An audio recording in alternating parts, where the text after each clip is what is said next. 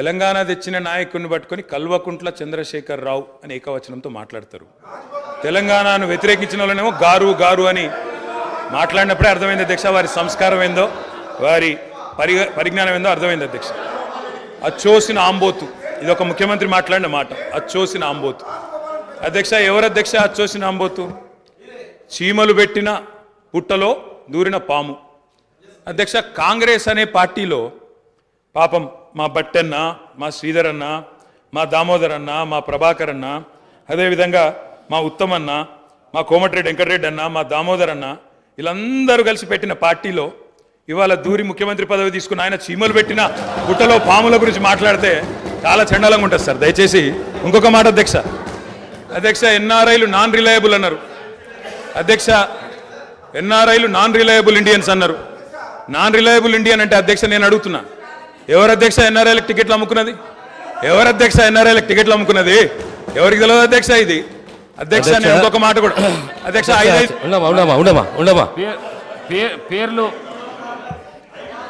అధ్యక్ష అధ్యక్ష please please please please please అధ్యక్ష ఇప్పుడు అధ్యక్ష గౌరవ శాసనసభ్యులు హరీష్ రావు గారు నా పేరు తీసిండ్రంటే నేను అవకాశం ఇచ్చిన.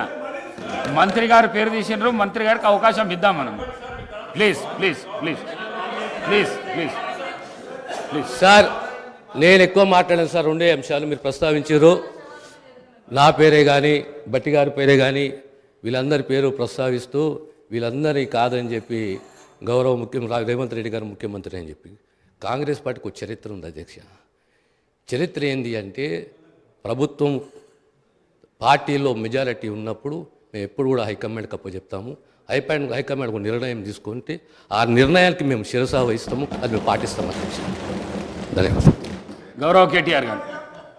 మేం చెప్పింది అదే అధ్యక్ష, మేం చెప్పింది అదే. తెలంగాణ ప్రజలు ఎన్నుకున్న ముఖ్యమంత్రి కాదు, ఢిల్లీ నామినేట్ చేసిన ముఖ్యమంత్రి అనే చెప్తున్నాను. నేను కూడా కదే చెప్పిన. నేను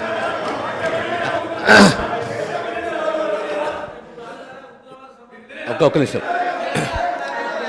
ఈ సంప్రదాయం అనేది కొత్తది కాదు అధ్యక్ష. తెలంగాణ రాష్ట్ర ప్రజలు కూడా తెలుసు, కాంగ్రెస్లో ఈ సిస్టమ్ ఉన్నది, ఈ ఆనవాయితీ ఉన్నది. ఖచ్చితంగా కాంగ్రెస్ పార్టీ ఈ ఆనవాయితీ పాటిస్తుంది. ప్రతి ఒక్క శాసనసభ్యుడు కాంగ్రెస్ పార్టీ నుండి హైకమాండ్ని గౌరవిస్తాడు, హైకమాండ్ ఒక నిర్ణయాన్ని గౌరవిస్తున్న విషయాన్ని తమ ద్వారా గౌరవ సభ్యులు తెలియజేస్తున్నారు అధ్యక్ష.